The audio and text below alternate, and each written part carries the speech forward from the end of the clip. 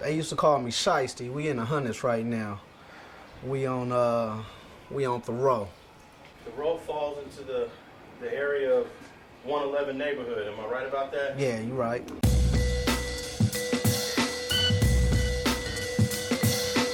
I grew up on 106 in Yukon.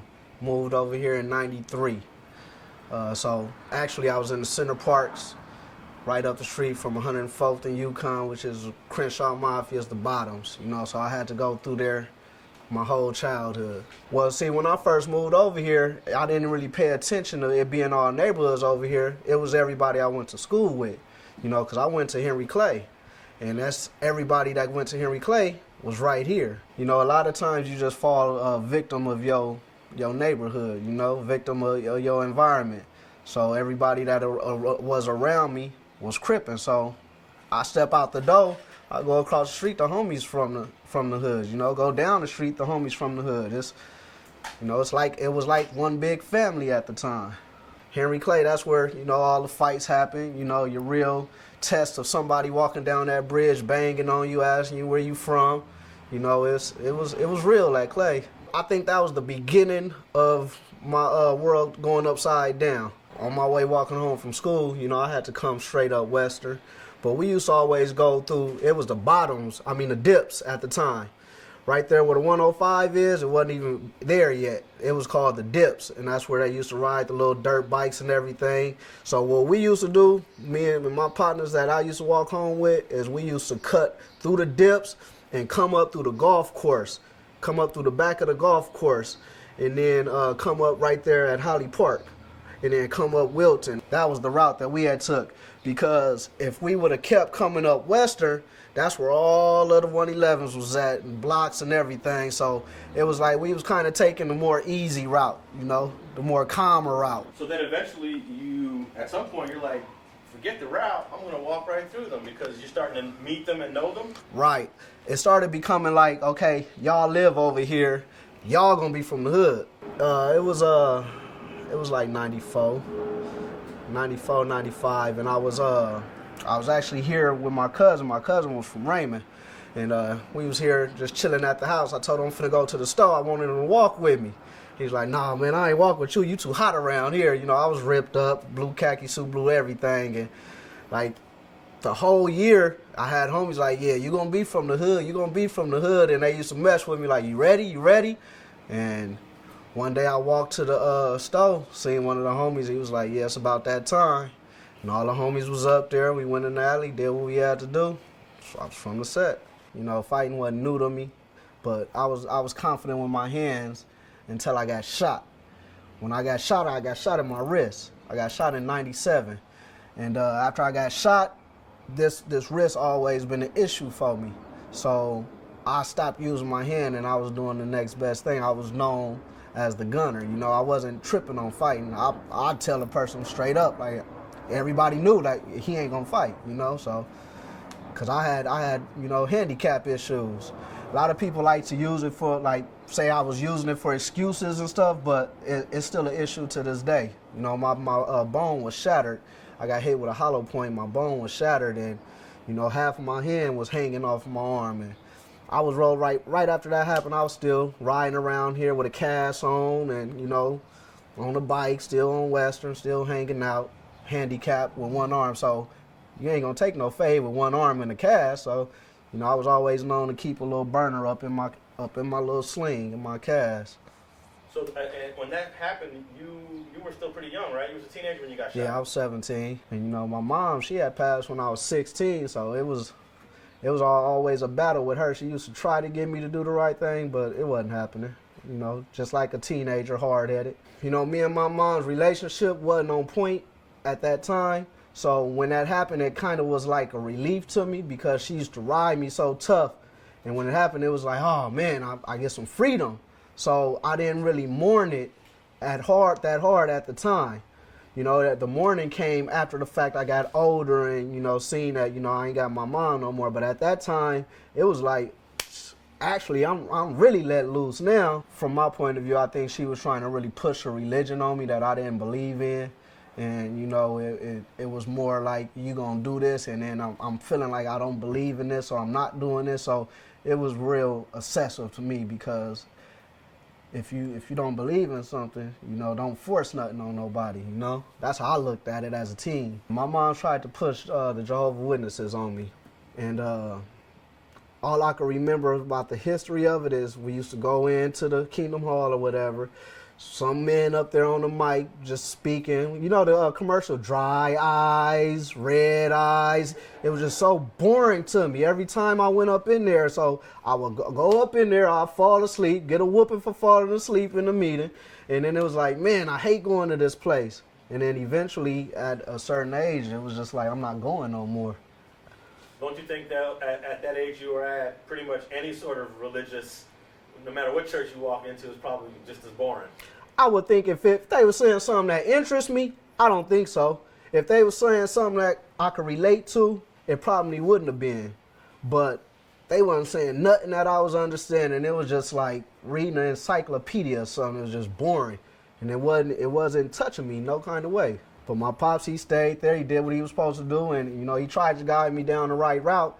It's just I made the choice not to go that way. I went the other way. You know, Pops used to try to show me how to work on cars, do the brakes, do the yard.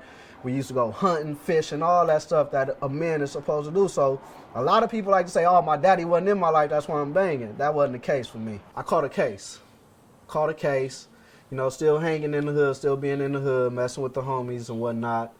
I was dealing with a female, and the female had a dude that just got out of jail. And the dude, when he got out of jail, he was running around the hood. He was from like one of the cliques that was in the hundreds. And he was running around telling people how when he seen me, he was going to do this and do that to me. So I'm getting the ear of it.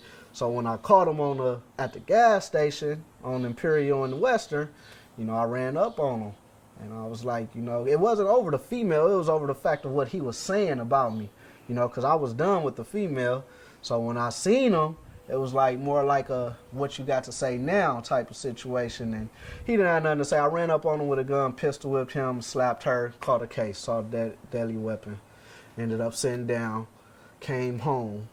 And when I came home, it was like I was back in the same situation as back on the front line, back on Western. Same thing, banging, doing the same stuff. It was like I was headed back down the same road. How old were you when you caught that case? I was about 20 years old. After I got out, I ended up moving to Las Vegas. I moved to Las Vegas. I was out there supposed to be, you know, trying to get my life together as far as getting money. I moved out there. Some of the big homies was like, we going to Vegas. We going to go get this money.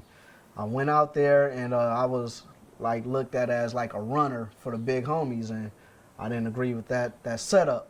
So I left them alone after 24 hours and started my own thing and just did my own thing. I went out there flat broke or whatever, but I got a little something and ended up making it a lot of something, you know, and I started doing my own thing as far as with serving and dealing with drugs and stuff until I was well established.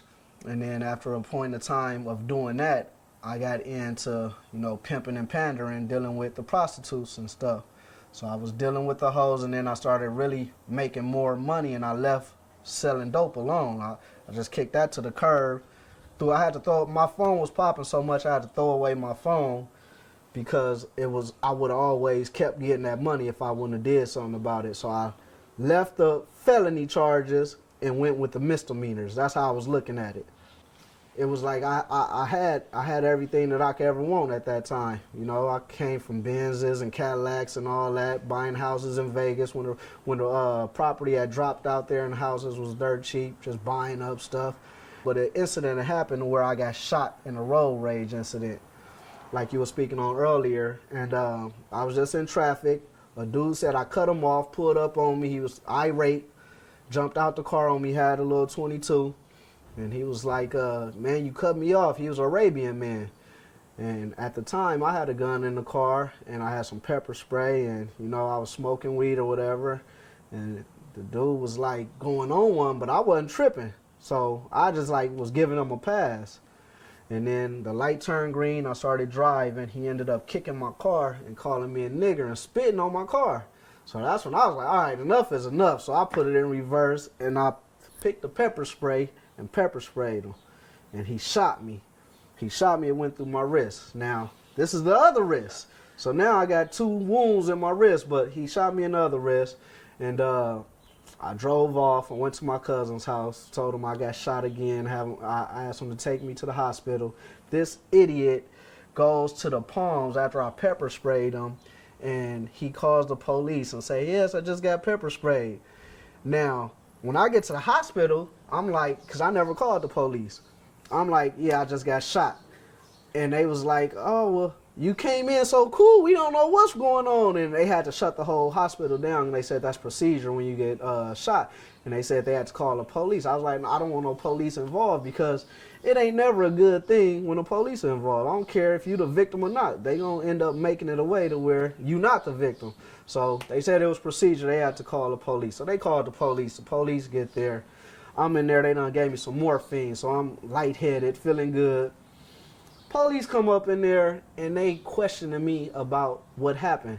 So this dude went and called the police about getting pepper sprayed, but didn't say nothing about him shooting nobody. So they was like, they put it together, and when they went to go see him, they arrested him, and then they had me at the hospital, and they was like, they took me out the hospital to go back to the scene of the crime because they wanted to search my car.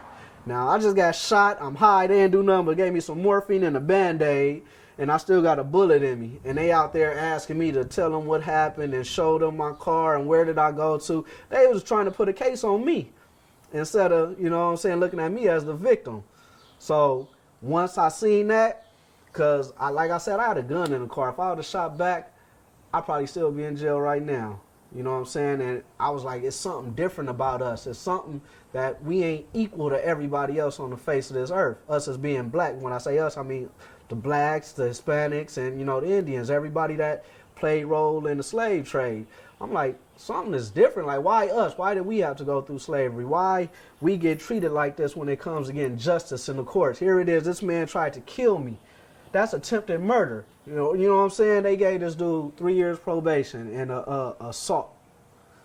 Now, if it would have been me, that would have been, you know, attempted murder, you know, all kind of crazy charges where I'd have been in jail for life.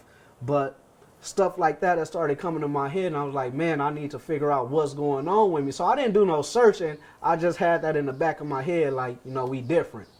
And then I was introduced to somebody telling me that, hey, you know, you an Israelite, right? And once I started reading scriptures and going into the Bible and following along, it all made sense to me. So let me get a reader real quick. I want you to get Deuteronomy 28 and verse 1.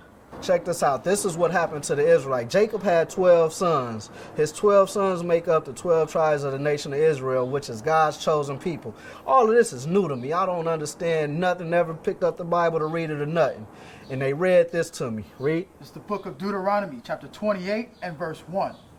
And it shall come to pass, if thou shalt hearken diligently unto the voice of the Lord thy God, to observe and to do all his commandments, which I command thee this day, that the Lord thy God will set thee on high above all nations of the earth. So I heard that, and it said if you do what God tell you to do, he gonna set you on high above all nations. That's not happening to us right now. You want to know why? Because we not doing what God say to do. So I went to Deuteronomy 28 and verse 15, and it said this. Verse 15. But it shall come to pass, if thou wilt not hearken unto the voice of the Lord thy God. So we just read what happened if you did listen to God. Now we're going to hear what's going to happen if you don't listen to God. Read. To observe, to do all his commandments and his statutes, which I command thee this day, that all these curses shall come upon thee and overtake thee. So the Bible says that if you don't do what God say do, he's going to curse you. And he's talking to the Israelites. Give me that Deuteronomy 1 and 1. We're going to go right back. This is the book of Deuteronomy, chapter 1 and verse 1. These be the words which Moses spake unto all Israel. That's proven that Moses is speaking to Israel, which is called the Israelites at the time. They just came out of Egypt. He said, if y'all don't listen to God, this is what's going to happen. If you do listen to God, this is what's going to happen. So I heard this verse right here, verse 68, and it was the light bulb. Watch this. The book of Deuteronomy, chapter 28 and verse 68. And the Lord shall bring thee into Egypt again. So Egypt is synonymous for bondage right here. It's bondage or slavery. So the Bible is saying that you're going into slavery again, speaking to the Israelites, because they came out of Egypt from being slaves, building the pyramids and everything. So he said, y'all gonna go into slavery again. This is a curse for not doing what God said to do. Read. With ships. He said he's going to take the Israelites back into slavery with ships. How did we get over here to so-called America? Form of transportation. Alex? Yeah. Slave ships, right? Read. By the way whereof I spake unto thee, thou shalt see it no more again. We ain't seen our homeland again as a nation of people. You know what I'm saying? Read on. And there ye And there, where they brought us on these slave ships, read. shall be sold unto your enemies. We were sold, Alex, to somebody that the Bible is calling our enemies. So according to God and the Bible, the people that we were sold to is not our friends. Read. For bondmen and bondwomen. We were sold for slave men and slave women. Read. And no man shall buy you. And nobody done redeemed us from the situation. Malcolm X tried. Martin Luther King tried. Huey Newton tried. Nobody redeemed us from our situation. And when I read that and I heard that, it started to all make sense. These are the curses that we go through as a nation of people to identify myself as being an Israelite. I said, because ain't nobody else went into slavery on slave ships and was sold to a group of people that didn't like you. That didn't happen to nobody else. I don't care who you say. If they say that happened to the Jewish, never happened. The book of Deuteronomy chapter 28 and verse 32.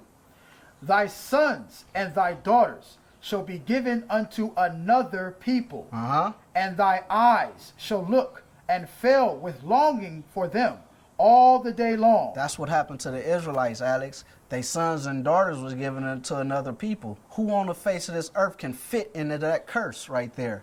The so-called Jewish can't fit into that curse. That was our people that was given away to the other nations. Because what we like to do is identify ourselves with being so-called African.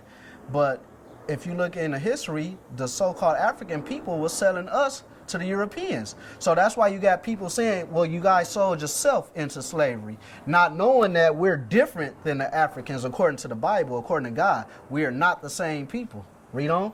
And upon thy seed forever. Alex, did it say that it was going to stop anytime soon? It said forever, right? Thanks for watching StreetGangs.com. Please like and share the video you just watched and leave a comment below to tell us what you think. You can also watch 2 of our previous episodes to the right. Please visit the link to our Patreon page and support our campaign. And don't forget to subscribe.